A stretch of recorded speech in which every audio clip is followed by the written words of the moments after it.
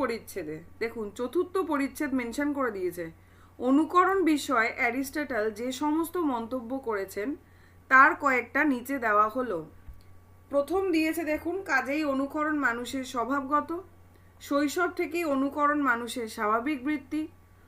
গ হয়েছে স্পষ্টই কাব্যের উদ্ভবের মূলে আছে দুটো কারণ, এই দুটো কারণেই মানুষ স্বভাবের মধ্যে নিহিত।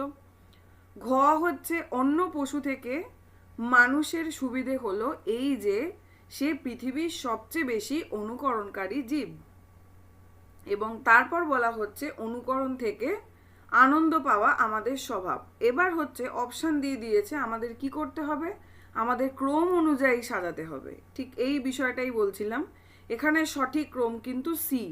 সি মানে হচ্ছে এই গ, খ, ঘ, উম এবং ক। দেখুন আমরা যদি এটা নাও পড়ে থাকি, আমরা যদি